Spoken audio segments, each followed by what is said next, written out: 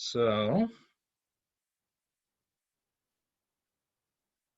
looks like we're all good to go. So, everybody, welcome to a Free Thinkers Corner, Books and More, coming to you from Dover, New Hampshire. We're at 652 Central Ave. Actually, right now, we're at my house. And so we have with us today, thanks for coming to our Meet the Author with Jennifer Vaughn of New Hampshire. She's a renowned author of, 5 books. We've got Throwaway Girls, which has a 5-star review from Jodi Picoult. Legacy Girls, Echo Valley, Last Flight Out, which was a gift in the swag bag for the 2013 Daytime Emmys. Nice. And then, of course, her latest book, Shadow Kid. Jennifer's one. She's also our first celebrity that we've had here. Yeah.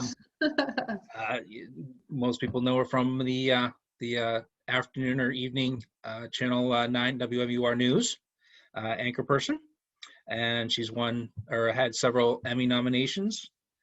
She's won the Red Cross Sword of Hope Award, the Edward R. Murrow Award.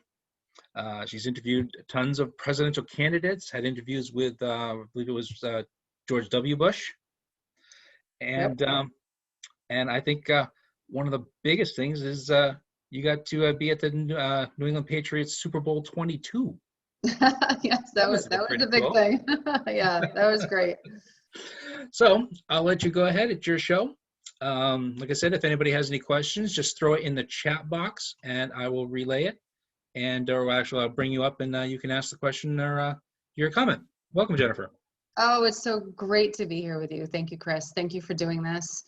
We're doing things so differently in 2020 and nowadays. We're close to one another when we're talking to each other on the computer, but we feel so far apart. And we're all doing the best that we can and getting through all of this. And I think we're all reading a lot.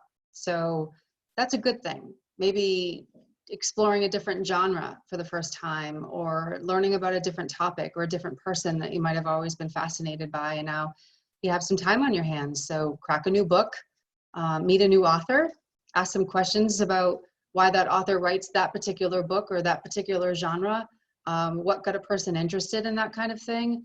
And I love that part of where we are right now for the simple, basic pleasure of connecting via books. Had a lot of folks reach out and ask for one of my books or 2 of my books, or they've started to read me because they're looking for something different.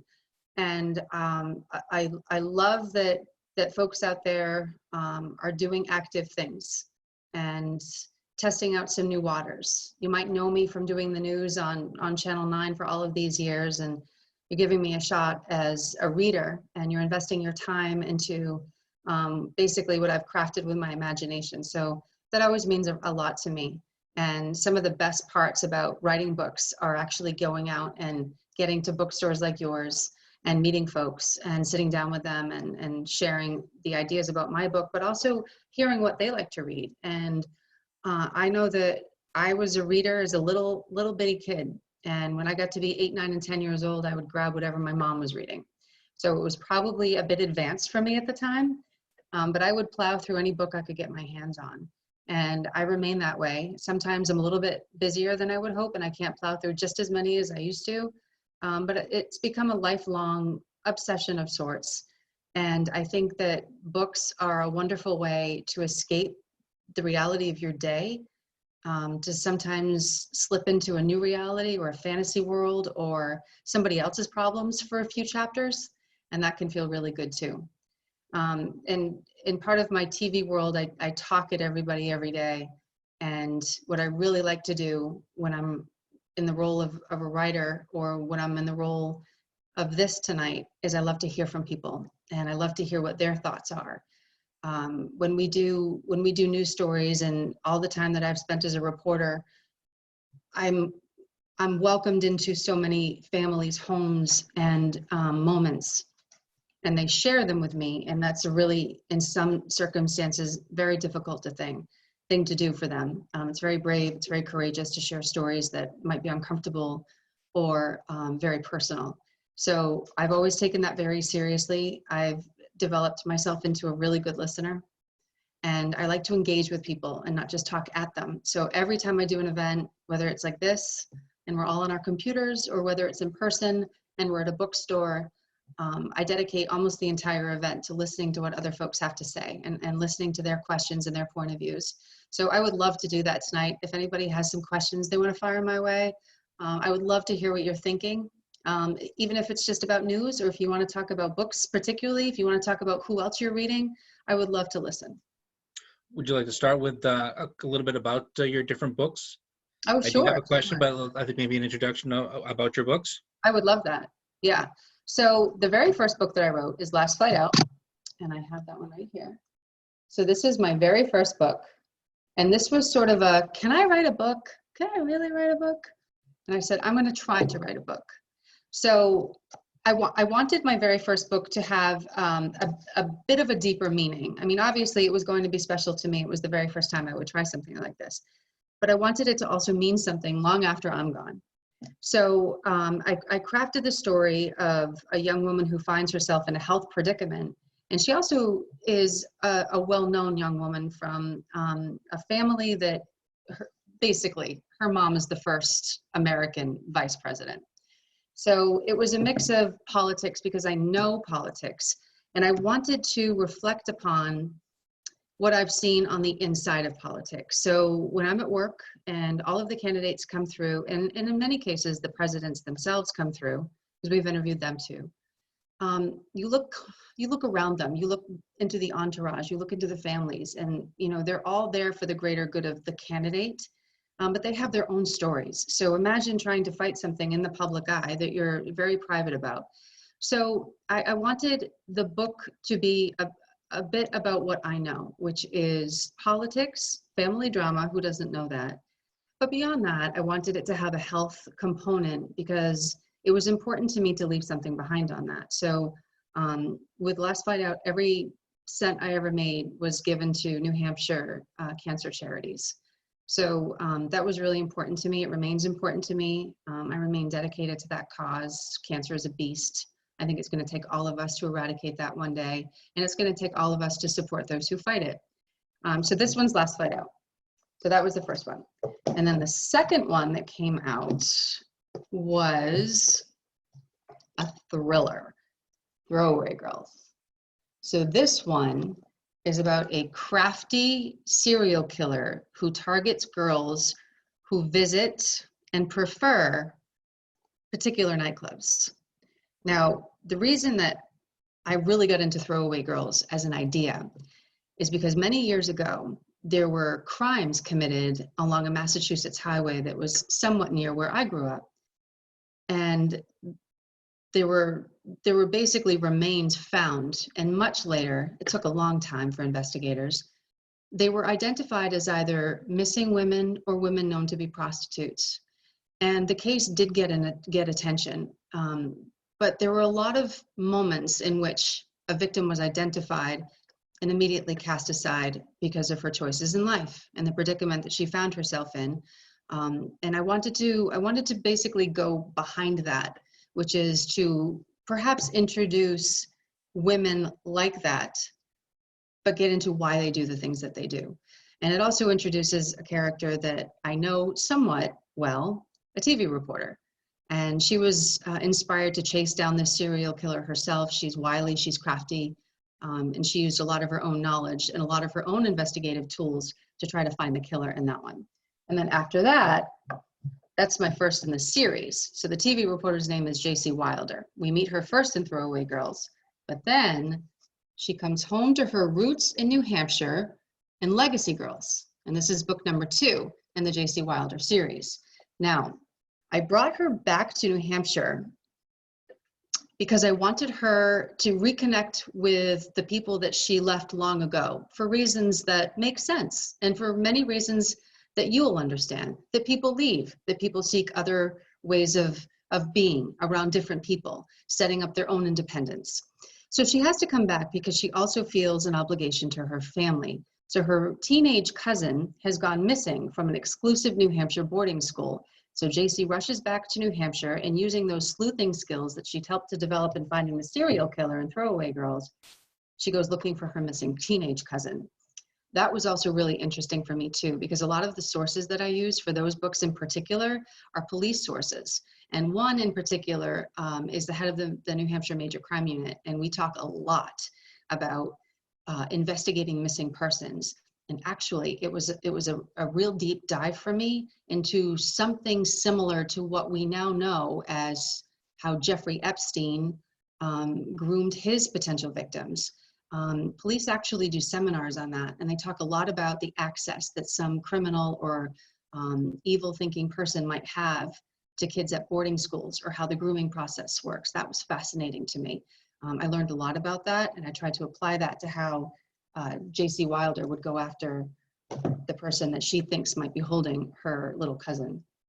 And then after that was another one. We returned to politics for a little bit in Echo Valley. And this one was sparked by a friend of mine who had a rather interesting incident that she shared with somebody related to a possible presidential candidate. And I just used that to spark this whole story of a very intelligent girl who got herself into a bit of trouble and ended up raising a child that she wasn't expecting to have, and had to come home to New Hampshire. I like to write about New Hampshire. And start to raise her son, but also make ends meet. So she became not the doctor that she had gone to college for, but instead a hairdresser. And she happens to be assigned, which happens here in New Hampshire, to a presidential candidate's family to get them ready for this lovely photo shoot that happens in a New Hampshire apple orchard. Now, this does happen. I can guarantee it happens because I've seen it. So as that event unfolds and she's taking care of the presidential candidate, something happens that she happens to stumble into. She sees something that she was never supposed to see. And now it is of the utmost importance for that presidential candidate to make sure that she never leaks that information, because that could bury him. So Echo Valley was another sort of trip through the small towns and communities of New Hampshire, and how people that you don't think are going to rally around you end up rallying around you and making sure that in the end you're going to be okay, but you have to use your wits to get there. Which brings us to Shadow Kid, which was my most recent release. And this one I'm super proud of. It won a bronze medal in an international writing contest. So that's really cool, but it's especially cool to me because this is the life story of somebody who has become a treasured friend of mine. And he approached me with the idea of perhaps writing his life story for him. It was something I had never done before because all of my other books so far had been fiction.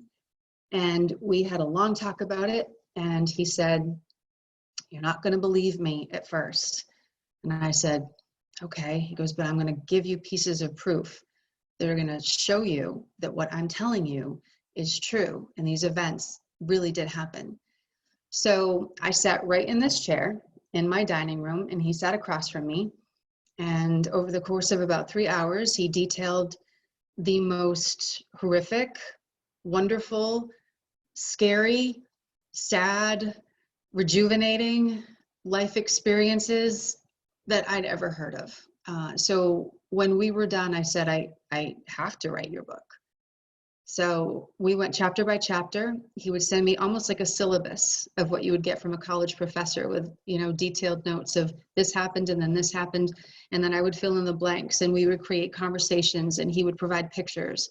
And I would work off of these pictures and his memories of all of these people to try to bring them to life and to really do justice to the events and everything that he had seen in his life, everything that he had overcome in his life, shocking events, wild stories, and that became Shadow Kid. And I'm really happy that Shadow Kid has some interest so far, even though Hollywood is on hold, but some interest so far for potentially becoming a movie one day. So fingers crossed on that one. And that's it, the 5 books. Nice. So we do have a couple questions already. One is from Priscilla. I'm going to ask her to unmute her stuff and start the video. You may have answered some of her questions, but she may have a part 2. So Priscilla, if you go ahead and unmute your microphone and go ahead and start your video. Oh, there we go. Hi. Click on unmute your unmute your microphone. There we go. Go ahead. Okay, a little technical difficulty there. Yeah, I think you kind of explained. Oh, we're fine. There's Dawn too behind me. How you doing? You kind of explained where you got your ideas. I was really interested in that because as a writer, I know that, you know, you work from real life experiences, and then you have, you've weaved some fiction into stories. So I think the idea is like the seed to start with, right? And so you kind of explain that. And I'm also interested in your characters too. I mean, how do you come up with your characters? Are they based on real people and you turn them into characters? Or I'm always fascinated by the writing process. Me too. Me too. So I think every writer has their own writing process. And I think everyone we've ever met, loved, disliked, gotten annoyed by, becomes part of the characters that we create. You know, there are particular traits about individuals that sometimes really stick with you, and it might be a physical characteristic. It might be someone has the greenest eyes you've ever seen, and that actually is one of the characters traits in Last Flight Out that was Wow.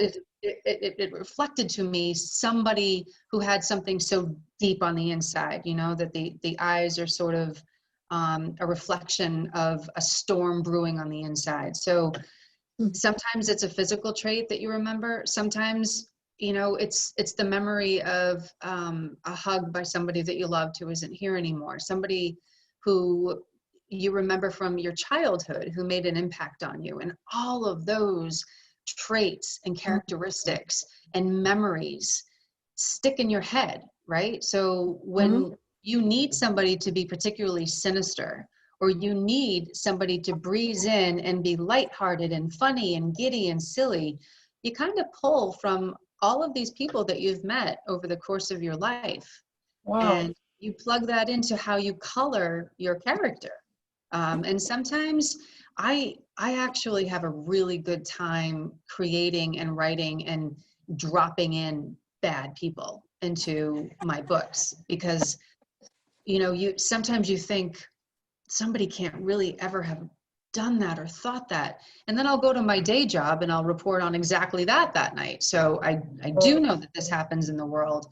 And then you kind of let them take on a life of their own too. Sometimes they get a little out of hand in your head, and you give them the leeway, you know, you give these characters the leeway to be who they want to be. And sometimes they still surprise me. So I'm working on my newest fiction right now. I'm one chapter away from having it done. Wow. Yep. And today I was working on the ending. And sometimes, and I don't know, I know we have a couple writers in our group here tonight, and I know that you all have your own processes, but sometimes, and maybe you can share how it works for you, but sometimes I will even hear them changing the script I'll hear them in my head changing the scripts on their own. So even going in a different direction than I was intending them to go to. And I'll just be there like the witness, you know, taking notes and watching what they're doing in my head. So that's usually how it works for me. I take a little bit of everybody I've ever known and kind of plug them in, and then let them have their own space too and grow.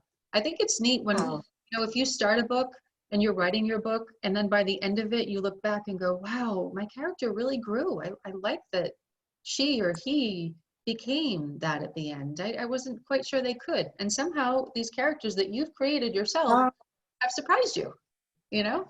Oh, what fun. Yeah. Do you do a lot of pre-planning with your plot, or do you, I mean, you have to have a general outline, right? Yes. Of where you're going. Yes. I often see the ending before. I usually know how the book is going to end. That's usually, when I have the thought of the book, I almost have the ending plotted out right away. But that's just what works for me. That almost seems easier to, Sometimes. to know where the ending is. That's Yeah. pretty cool. Yeah. Do you ever have writer's block? Not so much, because I don't let it happen. You know, I have such a finite period of time in my mornings that I can write and get things done, that I just have to make it happen. And if it's not happening that day, I just step away.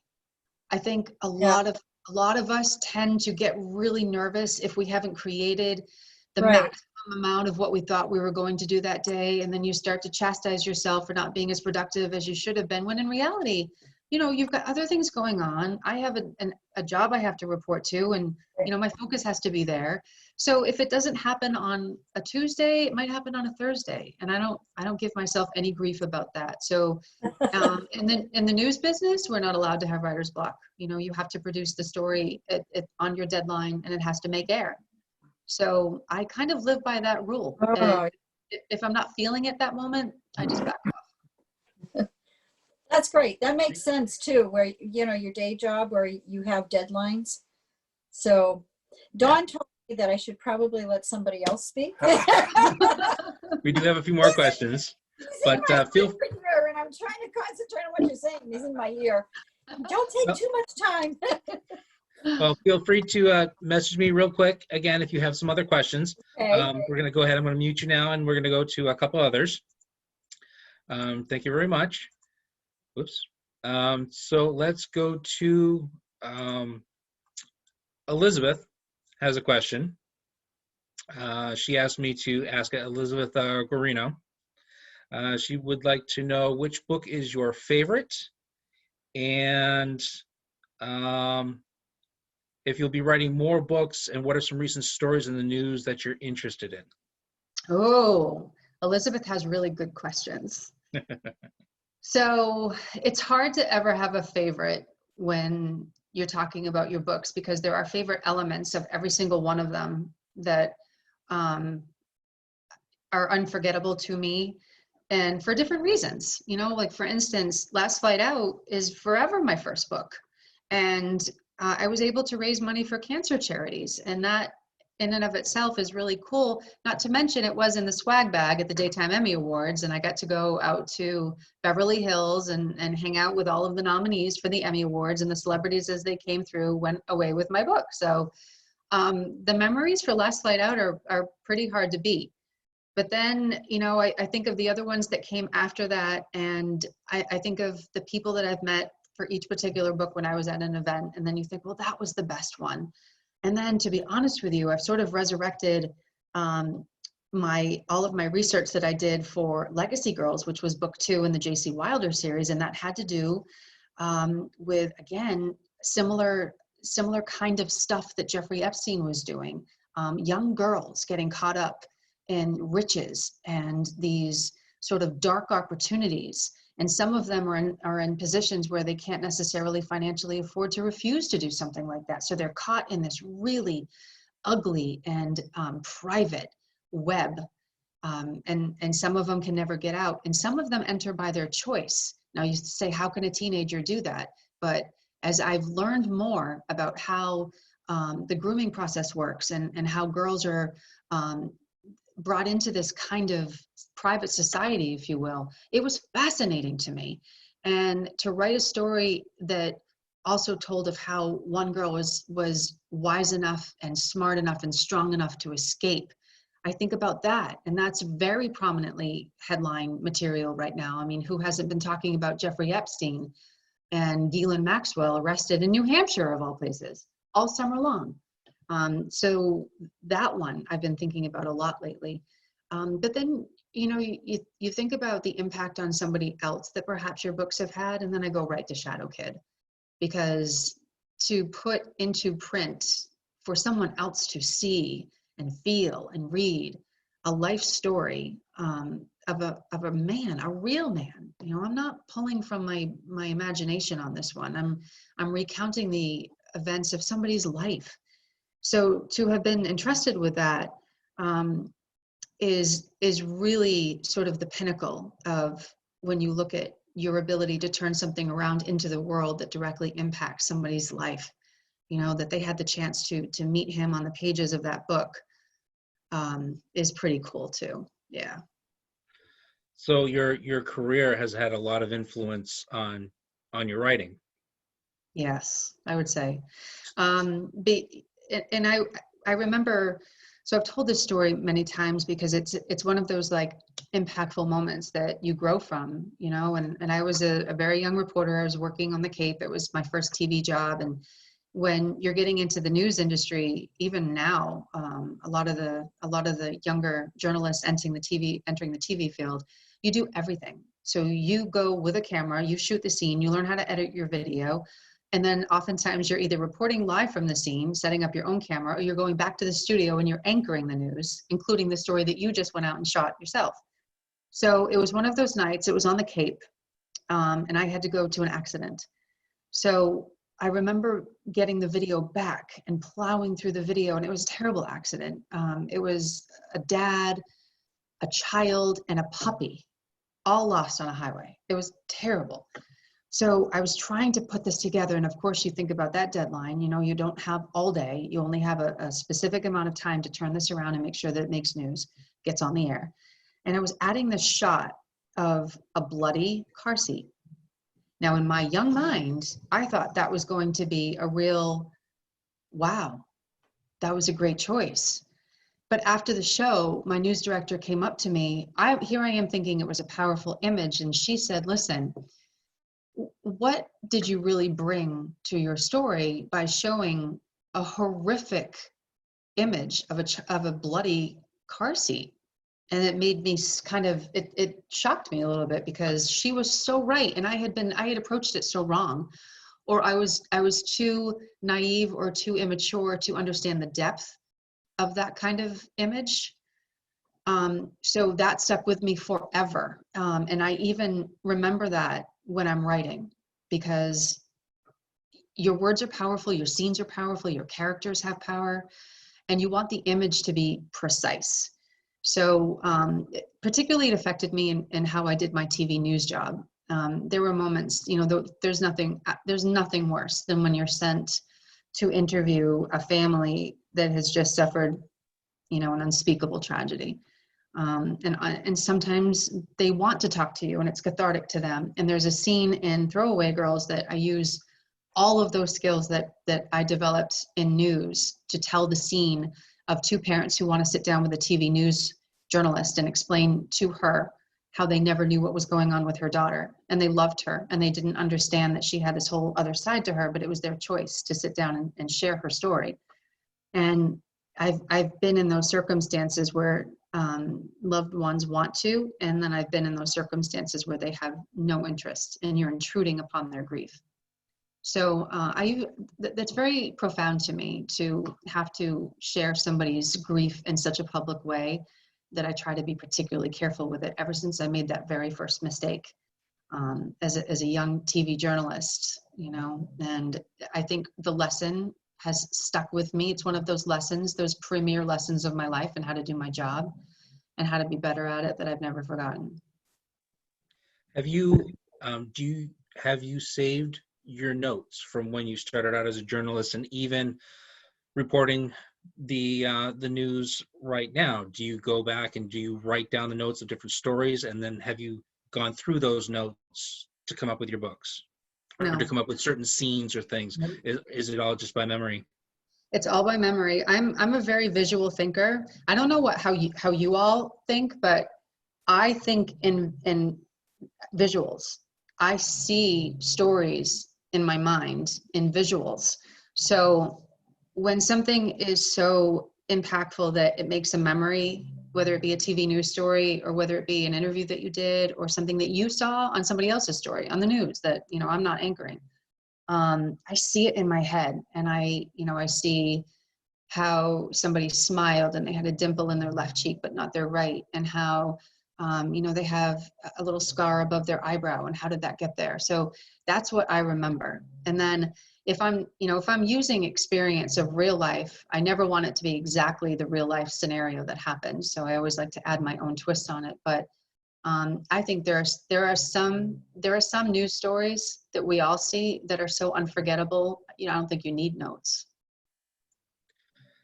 Okay, so I do have questions about your writing process, which you had touched on earlier, but I do have one quick. Actually, I have two questions from our Facebook Live live audience. Great. The first one's from Kim Dion. She says, I am reading Shadow Kid now. Amazing story for sure. Would be a great movie.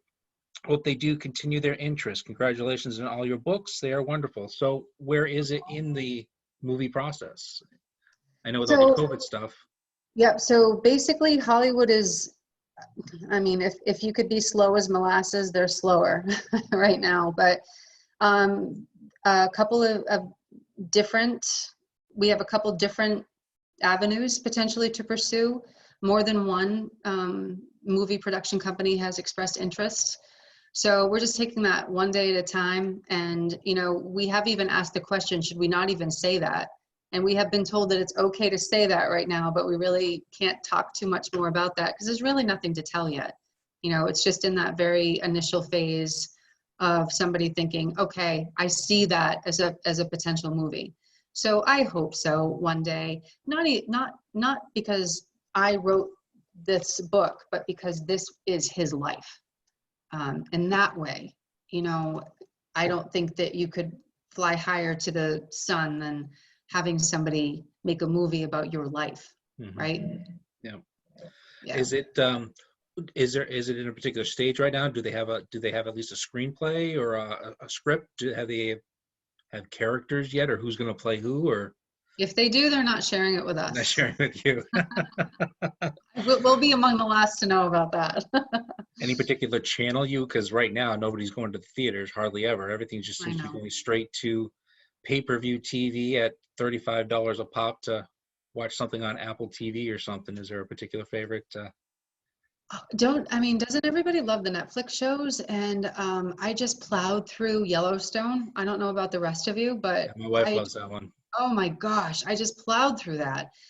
And I miss it. You know, it's like when you're in a really good book, it's the same as when you close out a really good TV series or a movie. You immediately miss the characters you've just grown to love or hate, and you wish they would come back in some form or another.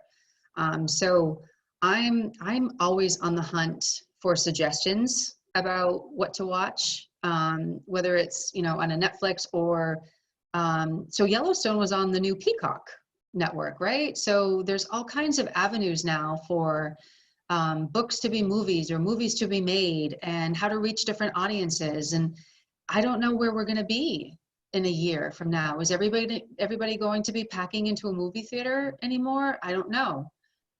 Is everybody going to be ready to, you know, pay to have a movie stream in your home first view, not before it ever gets into a theater, or if it ever does?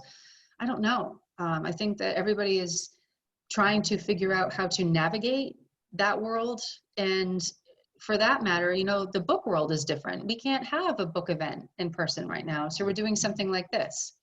So I don't know where it's going to get made. I don't know how it's going to get made. I just hope it does, because it's again, it would be a real reflection of somebody appreciating this man's life, getting through some of the worst you can get hit in the face with, and still standing at the end, you know, and standing with pride. So it's a good lesson to be heard, to be seen far and wide, really. Well, when it does finally come out, and it does come out in DVD form or whatever happens to be the medium of the time, we'll make sure that we get a bunch of copies in the store for you. Oh, I'd love that. So we have another question from Facebook Live. One of my favorite writers that we have in the store, a local author from Maine, Carrie Moser. She has some great contemporary fiction stories. They're fantastic. Her question is, was it difficult to go from fiction to capturing a true story depicting someone you know in real life? I would think that adds to the pressure. I think she's right in many ways. And it didn't. It only, in terms of the pressure, I think we always put pressure on ourselves to bring forth the very best we can. And, you know, that was no different in this one. But yes, I mean, I had to pass his muster, which was not just passing my own anymore. It was making sure that, okay, does this jive with what you felt? Does this jive with what you saw?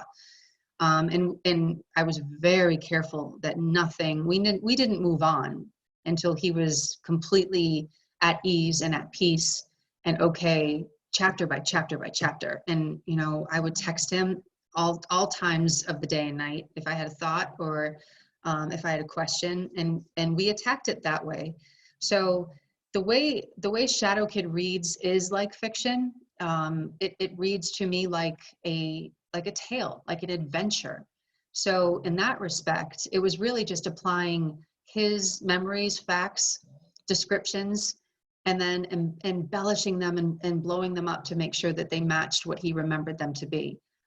You know, we talked about how to present conversations and how he needed to remember, you know, the exact way somebody said something. And then we would go line by line and conversation by conversation to make sure that they matched what he remembered. He'd pull out pictures for me so I could see, you know, the distinct way a person looked, you know, how they smiled. And then I could use that to bring that character to life in the book as he remembered them in life. But you're right with the pressure. And through him, I met another gentleman who's also become a dear friend. And my agent is currently working on trying to find a publisher for this book. He was a child actor back in the heyday of Hollywood. And he was the little boy in the movie Peyton Place. If everybody remembers him, he was little Joey Cross. And now he's a grown-up man with these crazy life stories to share as well. One of his best friends who he thought of as a big sister was Marilyn Monroe. And we did a book together, and that one hopefully will be coming out in the near future, fingers crossed. And that was a lot of the same thing. But that was researching commonly known facts, you know, commonly known actors, and what we, the public, would remember about them versus what he remembered about them. And he would produce, you know, his mom kept meticulous notes about every job interview and every audition he went on. So I had a lot more to work on and work with him on that. But I did the same thing with him. We went chapter by chapter, conversation by conversation to make sure that it matched exactly what he remembered. And then I could build a bit more on his because I could do a lot more research on actual events. The other one, the events in Shadow Kid were clandestine until I brought them back to life. So different, but yet the same. But you're right, to actually describe someone's event, moment, emotion, loss, love is very heavy. You have to take that one really seriously. Real quick, back to the movie for Shadow Kid. Natalie Frost, I want to screw this up, Frosto. She asked, would you rather it be a movie or a TV series like on HBO or Netflix? Oh, that's a good question. We thought about that too. I don't care. I could see both. Again, you know, going back to the one that I've just finished, which is fresh in my mind, is Yellowstone. And if I could bring Kevin Costner on board, oh, that would be great. I would do that in any form he wanted to. But you're right, because the series, when you have a series and you become so invested in these characters in multiple days and weeks and months of your life, I mean, wow, did they stick or what? So that one's a bit out of my purview, to be honest with you. My expertise is not in the movie world, so I leave those details into the hands of those experts who deal with that kind of stuff. I don't care. I'd watch both or either. What about audiobooks? Have you ever thought about turning your books into audiobooks? And if so, yep, they are all audiobooks. Oh, they are. Okay. Are they on Libro.fm? If they're not, they should be. Good answer. Good answer. No, that's a company that an independent audiobook company that we partner with, and other bookstores do as well. And for sales through the bookstore's links, we get a portion of the sales from them. So something to check out. But my big question is let's take Shadow Kid or any of your books. While you were writing it, or while you were thinking about the audiobook, did you have a particular movie star or TV personality that you would really love to see in a particular character? Well, I think I just threw out Kevin Costner, so that's why I asked the question. He could be anywhere. I really like Bradley Cooper too. I think I could plug Bradley Cooper in to a few different spots. Let's see, for females, Who would I think I would be open to suggestions, because, you know, another interesting thing about writing books is you start to you see the celebrities and whatnot, but, you know, somebody gave me a shot as a new writer. So wouldn't it be fantastic if I could just cast all of these movies with all of these new actors and actresses who just need a shot at something? So that might be my preference. Nice, nice. So let's go all the way back. And when did you first think about writing? Did you ever write anything as a kid, growing up, be it for pleasure, for school, whatever, or did it really start once you became a journalist? So I have an English degree, so I've been writing forever. I used to write little songs when I was little. I loved reading so much that, you know, when I was done with a book, I would create my own in my own head about what that character did next. And so I've been doing that forever. And then the main character's last name in Last Flight Out is Sheridan, and that was the last name of the characters I started a book about when I was in college. So I just started one day, I got a little extra time, 15 minutes here or there. I'm just going to start jotting down a book that I might want to write one day, and I'm going to have characters that are named Sheridan. So I stuck with that, and I kept them through my first book. But I write so much every day that I miss it when I don't. And at the same time, sometimes it's good to shut my brain off and not write for a period of time. And that's when I think you build experience and you build back, you know, your well of emotion. You build back your well of motivation. But a writer is a writer forever. But a writer is also a watcher. And when I say that, we're always looking for inspiration, but it's all around us. And sometimes it might catch you when you're not expecting it. And you might see someone who reminds you of someone who reminds you of a story. And then before you know it, you've got half a book written in your head about where you could go with that. So it's inspiration is a big part of being a writer. But also, you know, as I've learned later on with Shadow Kid in particular, inspiration can come from somebody else who brings you the story, but yet trusts you with it. And then you are inspired to make sure that you do right by it.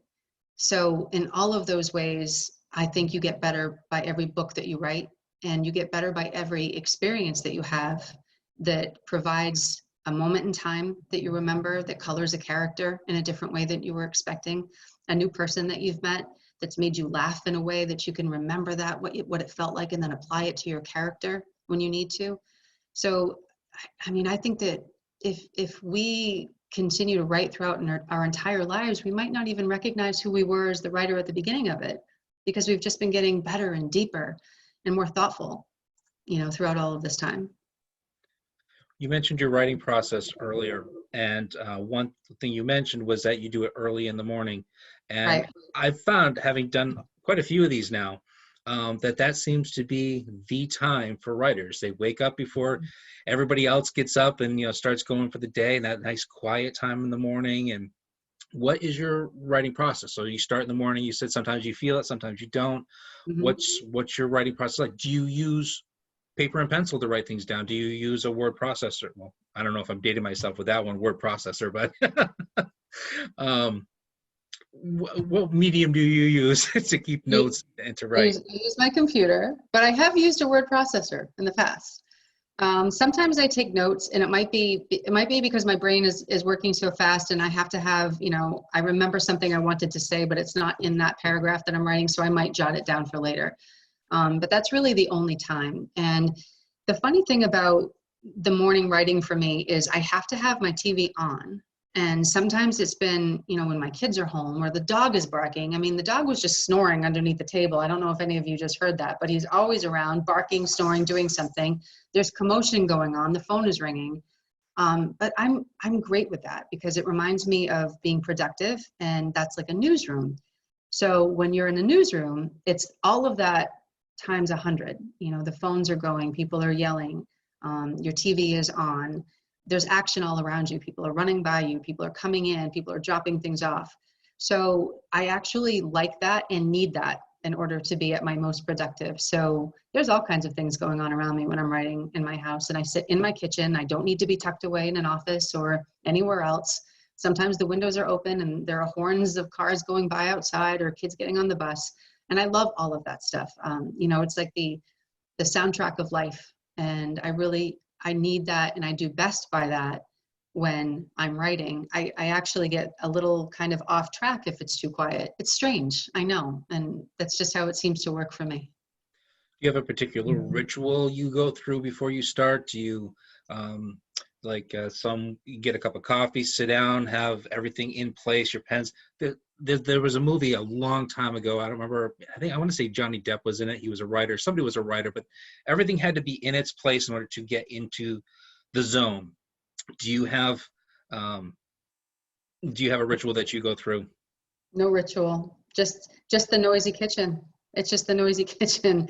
It's, you know, some coffee or water or whatever. Oh yeah, so I wanted to tell everybody. So this new thing that I've been doing, so it's hot water, it's ginger, and it's turmeric or however you say it. So that's my new thing when I'm writing right now. So I've been working on the last few chapters of my new fiction as I've been sipping this hot water with ginger and turmeric in it, or turmeric, and it's not bad.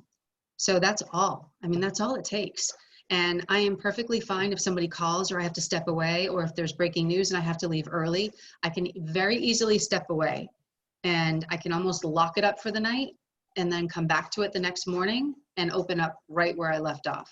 So it's easy for me to call up the emotion that I had when I was writing the chapter before. It's fine for me to get back into the scene, even if it's fast paced. And I think that is really a product of being in the newsroom again, you know, because even if you have to step away to answer a call, or if it's additional information that you need to add to your story, you have to get it done. So your brain can sort of compartmentalize a little bit about, okay, this is where I need to go in order to get back into that, and in order to make sure that I get into that sound bite, and make sure that I wrap up the story in a minute 30. You know, so it's really just the same for me, but yet I don't need anything in particular to make it work. It just sort of, you know, just happens in the morning. But, you know, getting back to that point where if you're forcing yourself to write and then you're disappointed in yourself if you're not producing what you think you need to, I think that's a recipe for just stepping away for a while, because you can get in your own head and then you can kind of destroy your own productivity. There's a great scene in the show, The Big Bang Theory, where Sheldon, if you know the character, Sheldon is doing some sort of mathematical formula or writing something down anyways, and they're at the restaurant and people are trying to talk to him. He keeps writing and writing. He goes, in the zone. And so, but nobody could break his concentration or bother him. Has there ever been a time where you're out or even just at home and you say, no, I'm in the zone?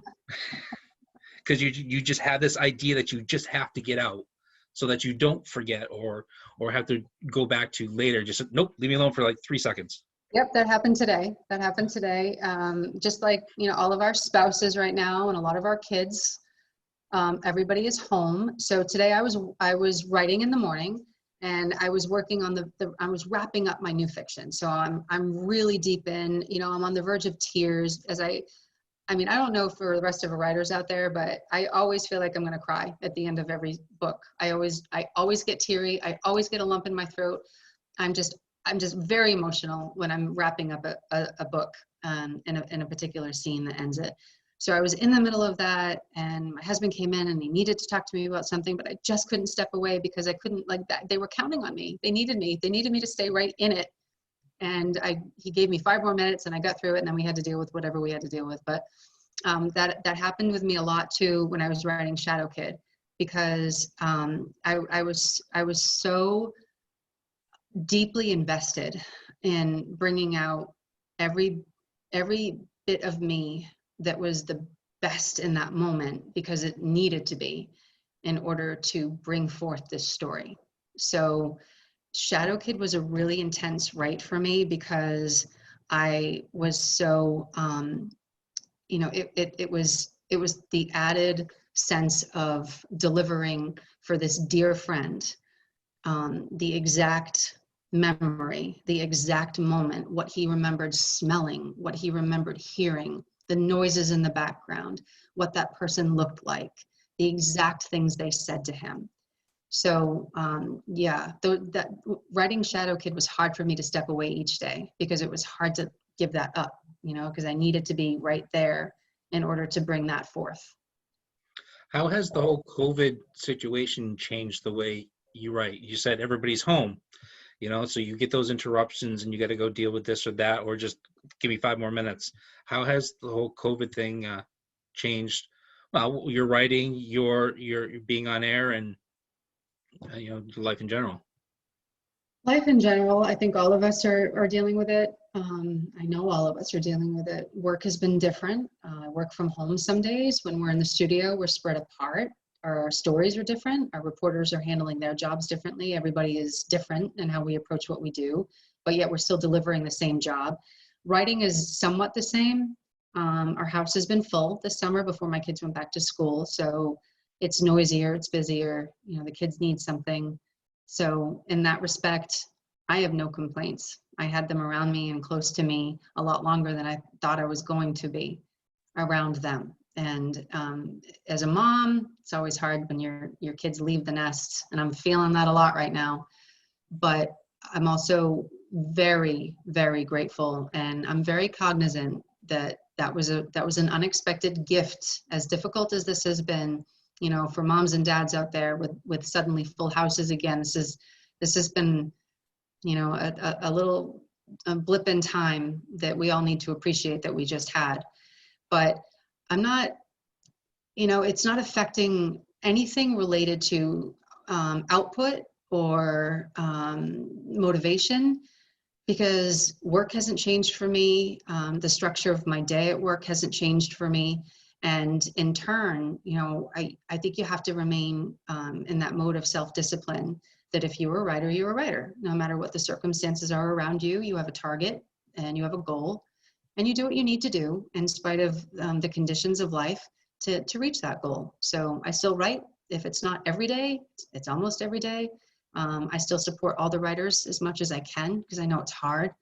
And, you know, together we just kind of push through this. Yeah, I know for us, we had 1 month of empty nester, because our daughter had her freshman year last year in Massachusetts at college, and our son had already been out of the house, but then he came back a month later. He had knee surgery. He was supposed to be back out the door in February. She came home in March for spring break, ended up staying because she couldn't go back to school. She just went back to school a few weeks ago, and he just finally got back out of the house. So we're going to try the empty nester thing again. But yeah, it's been different, but it's been good, you know. So let's talk about your publishing process. Okay. Did you, I didn't look at the books to see if you self-published or if you went through, I think Shadow Kid, you went through a publisher, correct? Yep, I've been with a publisher for every book. What was because we do have a lot of writers who are following on Facebook and stuff. What was your process as far as deciding to go the publisher route versus self-pub? How did you choose? Did somebody choose you, or how'd you find an agent? What was your process? It can be grueling. It can be grueling, and it can be very disappointing and frustrating and difficult, to say the least. You do wise to learn from other people about how they've made it work.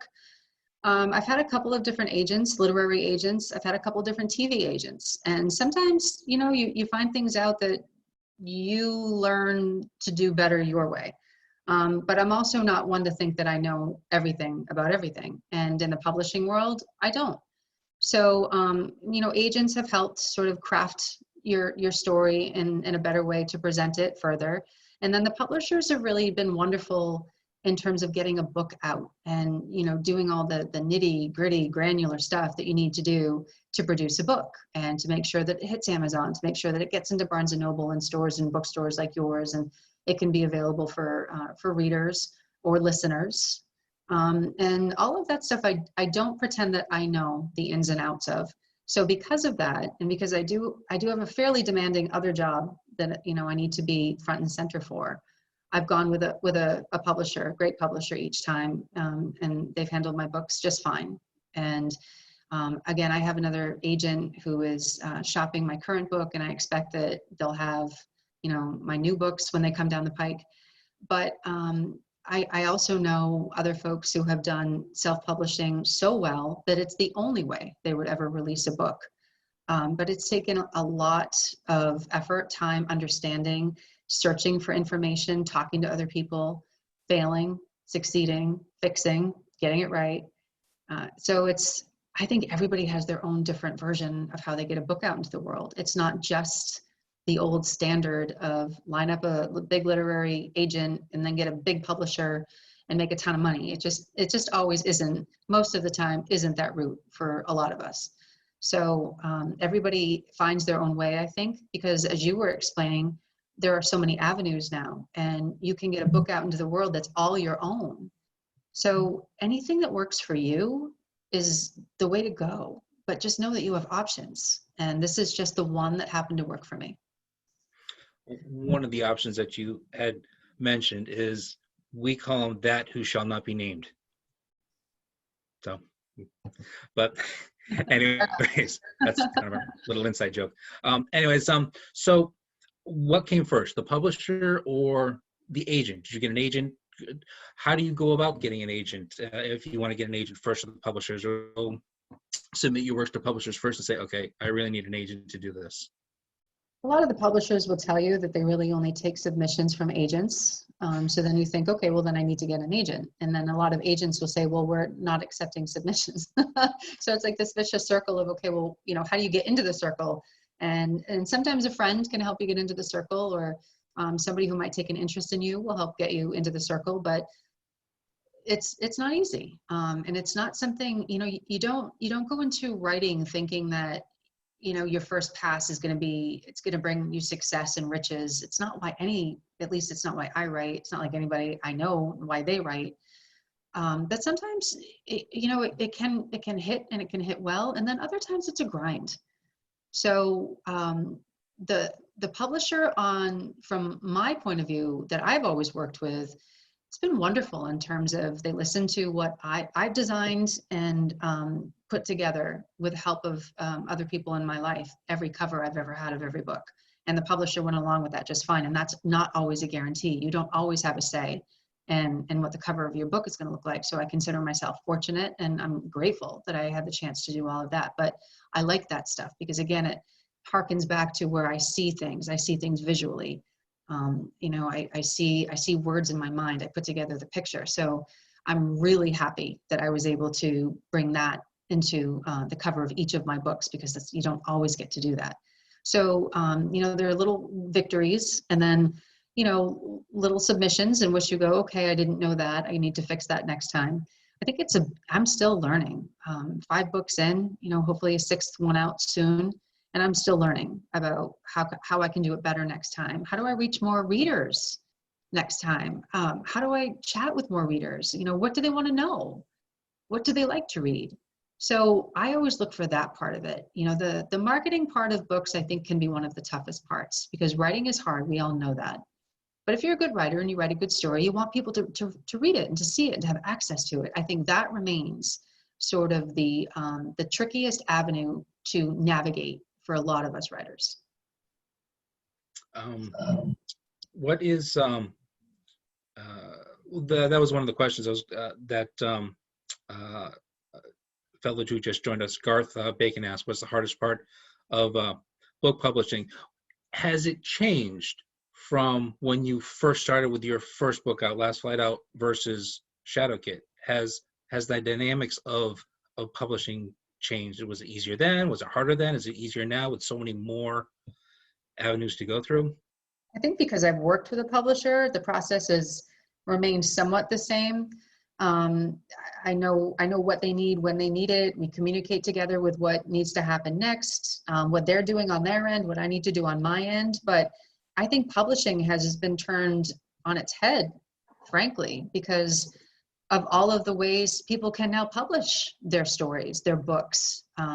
They can get their books into the world. They can open up doors of access for readers. They can find new worlds of readers. All of that is obviously different, growing and changing even now, I think. It's harder to get the interest of the larger publishers, but then a lot of people will say, well, we don't need them anyway, because look, we have access to the internet. We can showcase our books and our work on social media. People can find out about us then. They can share their interest in us. They, now their friends will be our readers. I think it's changing forever. I don't know what's going to happen next. The publishing world and bookstores took a hit. People couldn't go and browse the aisles and touch a book and be in the stores among other customers and, go into your store and grab a candle and 3 books if they wanted to. You couldn't do that for a while.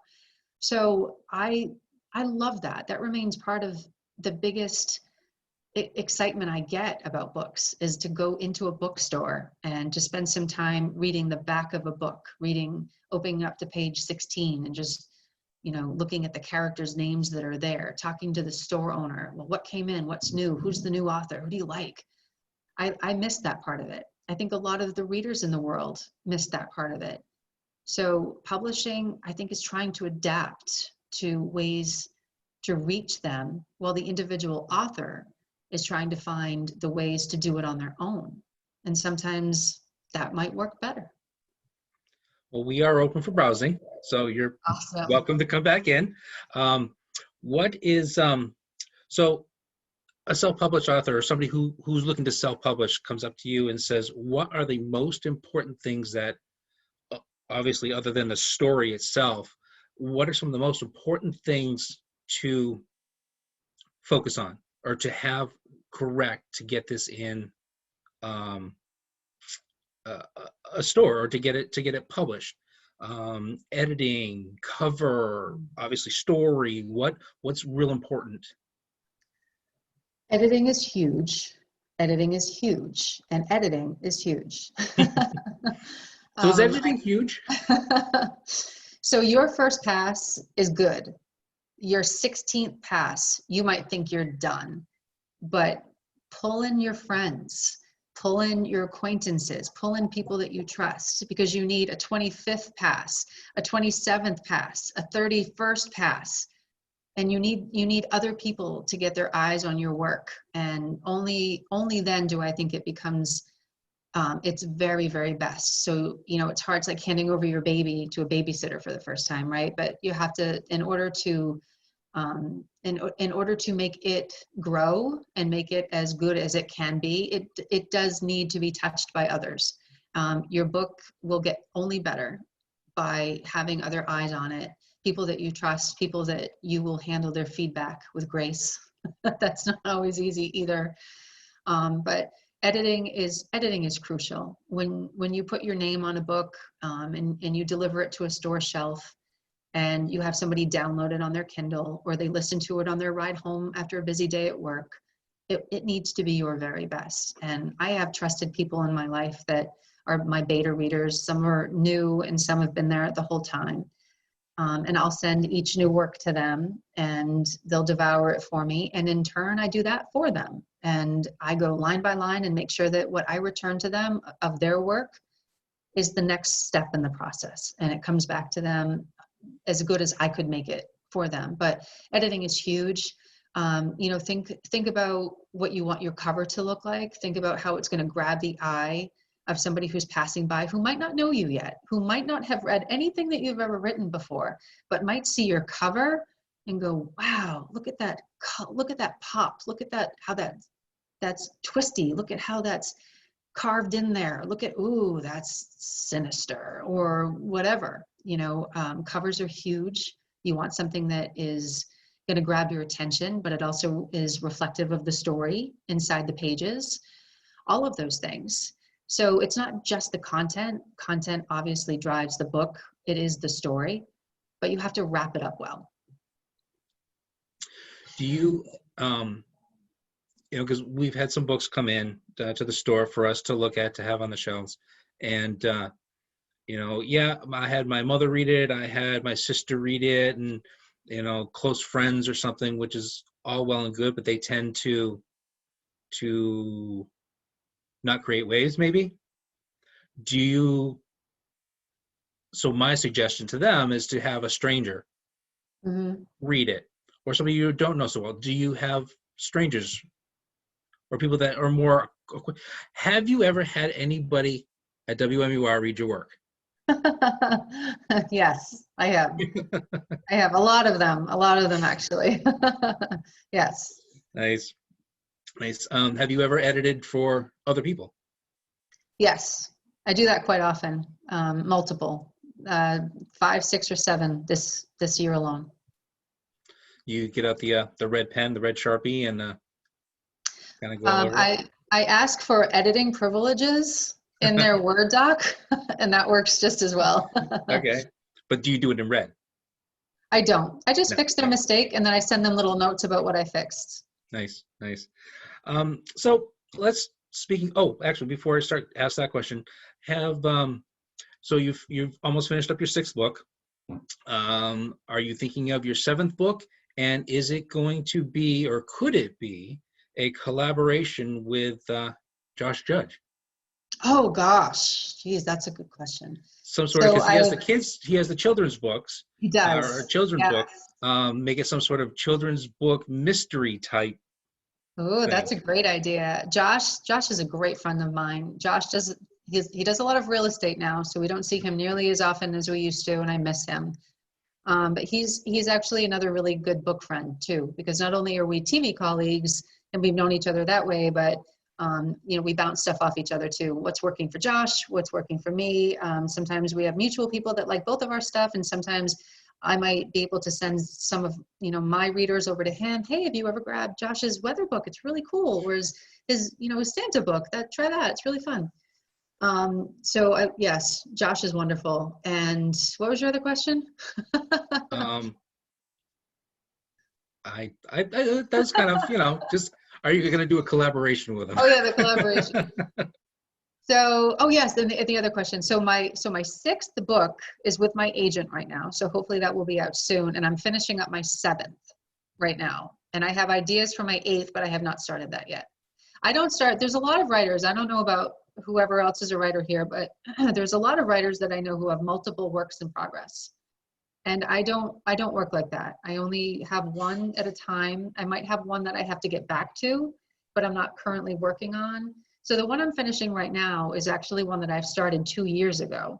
But because I got beautifully sidetracked with Shadow Kid and the book that came after that, which is with my agent right now, I'm getting back to that fiction that I was working on 2 years ago and finishing that up right now. But some writers sort of hopscotch along from one to the next to the next, and before you know it, they've got 6 books that they're working on, all in their computer, and they're finishing up, as they go.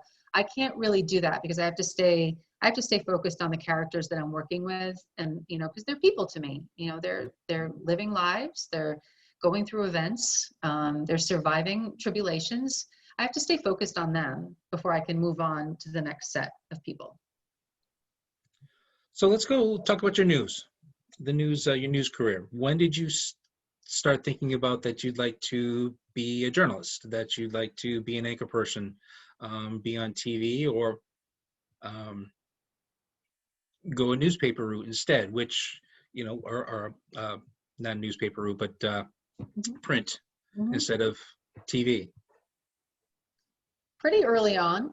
I always tell kids when I talk to classes or, young folks, or I visit schools and, give a talk to the kids who are gathered there. I firmly believe in identifying what you're good at, because I think you might have the most prosperous chance at life and success and happiness that way. If you're toiling to develop skills that you just might not have, or you may, but you're not sure, I say go for the sure thing. So identify what you're good at, what you have an interest in, and really work with that and see what you can develop with that. So right away, I knew how much I loved to read. I always knew that I loved current events, and I loved the pace of the news business. It was, every day was the same, but yet it was completely different. You never knew what was coming down the pike. It could blow everything up in a day. And, you're starting out doing a story on, cows, and then all of a sudden there's a plane crash. So that fascinated me. So when I was in college, I switched my major a couple of different times. I ended up graduating with an English degree. I was a journalism major for a while, but I didn't like print so much. So I switched to English. And then I waitressed when I graduated from college, and I kicked around an idea or two. What do I do? And I overheard a woman eating dinner at the restaurant that I was working at, and she was talking about her radio career. And I was riveted. So when she had finished dinner, and I didn't interrupt her in the middle of her dessert, I did approach her and ask her respectfully if I could buy her coffee one day and just pick her brain a bit about how she got into her news career. And she was great. She was so accommodating. She did more than I expected her to. She brought me down to her newsroom in Providence, and they allowed me to do an internship. And I learned everything there. I learned how to use your voice. I learned how to write a news story. I learned how to go out and gather news. And through that, I could see a career developing and something that I could envision doing with joy. And I jumped right into it. And so from when you're young and starting, whether it's radio or TV, you often have 2 or 3 jobs at a time. So for the first few years of chasing this, I had a radio job in the morning. I had another radio job in the afternoon, and I would work in a restaurant on nights and on weekends. And somehow all together, I paid my bills, but you kept looking to jump to the next market, to the next opportunity. And that's how TV works. So sure enough, I got a job on the Cape, and that was my first TV job. And I learned my way around a TV newsroom and a camera and how to edit and how to shoot video and translate that into news. And then from there, I came up here, and I wasn't expecting to be up here all that long. I was 25, and I figured I'd be out in Boston and then out in New York and perhaps LA and trotting around the country and doing my TV thing. But life changes and your priorities change. And I loved my career, but I had kids then, and I loved them more than chasing this career all across the world. So I settled here. I don't regret a second of it. I've had a wonderful career here. I've done things I would not have imagined, including interviewing and moderating debates with all the presidential candidates, the presidents themselves, events. You talk about what's been the most prolific moments of your life. Sure, those things are great. But I remember just as clearly and as endearingly sitting in someone's living room and hearing about their dad, who was a Vietnam veteran who passed away, or the Purple Heart recipient, and what he went through to earn that. And those stories have stuck with me just as much as any presidential interview I've ever done.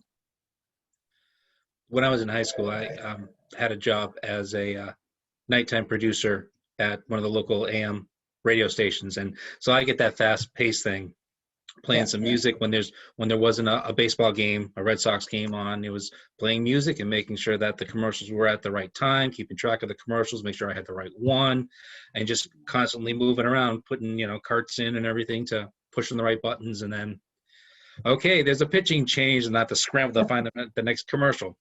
All of that. Yep. You ever think about doing a biography? No. Or well, I should say an autobiography. Nope. No? Never thought about it. Probably never will. All right, so Elizabeth wants me to ask you about your kids. Now, both are athletes, both are in college, and I saw a post from you. Congratulations to your daughter on getting her new number in New Jersey. Oh, thank you. It's a big day. So what's that like, having them back out? Oh, I miss them. I'm definitely the parent that knows they need to be away at college, but misses them because I just think they're wonderful people, and I enjoy my time with them so much that I miss them when they're gone. But I know they need to be gone. But yeah, and talk about COVID right now, and I'm sure Elizabeth knows exactly how I feel. But when your kids are away from you in college and they're in an apartment or they're in a dorm, it's this whole other level. And I'm sure any parents living out there will understand this feeling of, first of all, you miss your child and you worry about them being okay. Is the class too hard? Are they doing all right with their, in the case of my kids, my son is also doing naval ROTC and baseball in college. So he really doesn't even have a spare moment to text me back a lot of the time, which is okay, I understand. but you worry about all of the practical things of their day, and then you throw in this whole other realm of an illness and a virus, and college campuses, and are they doing the hand sanitizer? Are they using it because I packed them in every corner of their room? Are they actually using them? I know they have to wear their masks. Are they being careful? Are they washing their hands when they get back? So it's this whole other level of worry right now that you have as a mom and a dad, when your kids are out there. And yes, I miss them. I know they have to be out there, but it's strange right now, and we're all feeling it. But that is the heaviest feeling I have, in terms of personal COVID. How we're all dealing with it, how we're all getting through it. Is just, I have to connect with them multiple times a day just to remind them, wash your hands, guys, just be smart. Even though I've told them 100 times, and I know that they've listened and they're trying, it's just a different level of worry. We all have it right now. Yeah. So your son, you said he plays baseball and your daughter does soccer. Right. Are they going to go pro, or does your son play? Does he have any friends there, or any acquaintances that he plays with? Oh yeah, he's there. He's got these two groups. He's got his Naval ROTC group that he's really tight with. He's got his baseball buddies that he's really tight with. My daughter is, she's in a freshman recruiting class, so she's really tight with her new freshman recruits. They can practice. They have to wear their masks, but they don't have a season right now. My son just lost his spring season. And again, I'm sure Elizabeth can relate to some of that too. The disappointment of, getting to college on scholarships as athletes and then not being able to play. So our young people, I give a lot of leeway to our young people right now because of all of those elements of, disappointment. Okay, deal with this. Okay, now what about that? How long is that going to go? My daughter said something to me today when I was talking to her. She's like, how do I know, Mom, that any year of my next 4 years, it's going to be normal? How do I know? How do any of us know that we're going to be able to play, or we're going to be able to go to class together? We're going to get out of our dorm room to go to class. It's not going to be on my computer. I'm going to be in a lecture hall. So none of us know. So, all of our young people, I think of our little bitty kids going to kindergarten and first grade with masks on, and then having to plug in if they're learning remote for the day. I think of all the kids right now and all of the moms and dads who are trying to figure out how to make sure their kids are okay. And that's, we try to focus on that sometimes in different ways when we do our newscasts, when we have some time to really delve into the psychological aspect of COVID and how, this age group might react, and how a mom might react, and a dad, and, what to do if you're feeling like this about your college age kids. So that's a whole other layer of this that I wish we had more time to talk about. It's not always just statistics and death counts and hospitalization rates, which are all important, I understand. But the personal, the private, the little kids who might not talk about something, we have to reach them. We have to make sure they're all okay. We have to make sure our college kids are okay. We have to make sure the parents are okay. So, when we do stuff like this and we're talking to each other and we can see one another, but we can't necessarily be around one another, it's like, this is a great way to check in on each other, make sure, okay, we might be talking about books, but you guys doing okay? Everybody okay out there? Work going all right? How are your kids doing? So I try to infuse that into my relationships with people. And even if we are talking about books or other things, plumbing, for instance, something's going on in your house, whatever, somebody comes in, you chat with a little bit, you doing okay? You go out and grab food for takeout. Hey, giving you a big tip tonight because I know it's probably been tough. Just that kind of little stuff, keep the communication lines open. Yeah. Well, speaking of time, we're getting close to the end here, but I wanted to ask you, you had mentioned way at the beginning that one of your books, the proceeds from that goes, or I think it was your first book, goes towards a charity. Would you like to say a few words about that? So many years ago, I met a woman named Wendy, and she was a breast cancer survivor. And not only that, she was remarkable in many ways, not only because she was thriving in the years after her diagnosis, but because she figured out a way to document how she had been doing during treatment and sharing that with people who she might not talk to every day. So she developed this program and a blog of sorts that developed through the years. And then, now it's sort of been enveloped by hospitals and brought on board that way. But it gave people an outlet, a chance to hop online and write about their day and, share a tough experience or, look for some comfort in other people or be the comfort for somebody else. So she started all of that, and I was very proud to support her. And I talk to her from time to time. She's a love. She's doing well, and I also support local hospitals. So I think that it is one of those. I wish we could see the light at the end of the tunnel, and sometimes it confuses me that we haven't yet. But it is one of those charities that I will always be attached to. It's always important to me, and it's proud that. I'm proud that my family and I are able to do that. Is it something public that other people can contribute to? Sure. Other than buying your book? Oh yeah. So everything is on www.jvwrites.com, and you'll be able to archive Wendy's story and read all about her, and that's where the money is gone. But I also think whatever is important to you. Whatever is important to you and what sparks your love, your interest, who you show up for. That was my point. That was who I wanted to support and what I wanted to support. But whatever is important to you, I recommend that you follow through with that and you make it part of your life. Yeah, we have a small theater here in Rollinsford, the Garrison Players Arts Center. And they put on some great performances. We were lucky, my wife and I, and the family, the two kids too, were lucky enough to see an adaptation of Charles Dickens' Christmas Carol. And I don't know if you know Mike Pomp. He's a local celebrity radio show host here in Dover. He was Scrooge. But just the whole production itself, it's a very small stage, a very small audience, but it's just a huge production. And of course, they haven't been able to do anything. They had to cancel all their events starting in March. And so they're just kind of getting started with some outdoor performances, but of course, that's not going to last too long. So anyways, long story long, we've started our own blind date with a book. So we have some of our advanced readers copies, wrap them up, short synopsis or what genre they are. And, you get to pick one, choose what you want to pay, $3 to $10, and 100% goes towards the Garrison Players. So that's what we've chosen for now to help keep them going. So in just the few minutes we have left, what are some of your favorite books? What is your favorite genre? Other than, we know you like writing mysteries and thrillers and stuff, but do you like to branch out to read other stuff to kind of, I don't want to say cleanse your palate, but just kind of, light reading or some more heavier? So Jodi Picoult is a friend of mine. I adore her. She's ultra talented, and I dive into her stories every chance I get.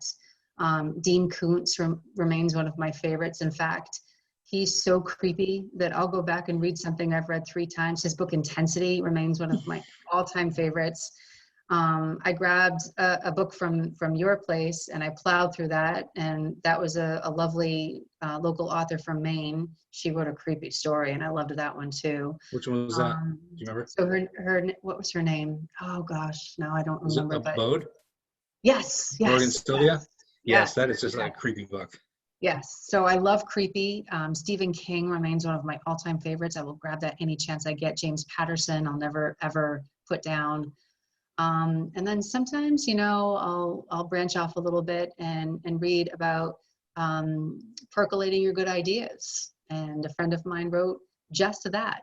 And I love that because it brings out something inside yourself that you might not have known was in there. And it teaches you how to dig for it and then use it and then make it a part of your daily routine. So I'm really up for anything. And I love supporting our local authors. Somebody who might have just written their first book, I'm all in on that. Yeah, well, Elizabeth is going to be, you mentioned Percolate, that's of course available in our store, shameless plug again. Elizabeth Guarino is the author of that, and of course she will be our guest, I believe it's next week, middle of next week, I think it is. Or maybe it's in 2 weeks. No, it's next week. Anyways, that's all on our website. One person, next time you swing by, grab Carrie Moser's books. They're just absolutely fantastic. She's still watching too, so. So with that, is there anything else you'd like to say, or does anybody else have any questions? No? Well, I just want to thank you very much for doing this, for being a part of the store. Really enjoyed it, really enjoyed speaking with you, and I'm looking forward to reading your books. I'm looking forward to seeing what's coming out next, and watching you on the news. Thank you. And thank you very much for your support of local authors. It means a lot to all of us. Thank you for everybody for being here tonight. I just, I love talking books, and next time I'd love to hear more about your ideas too. Thanks for having me, Chris. It was really fun. Right, well, thank you. And of course, this is being on Facebook Live, so it'll be available on our Facebook page, and the video will also be available on our website. And I'll send you the link as soon as I get it tomorrow. Thank you. All right. Thanks, everybody. Good night. Night.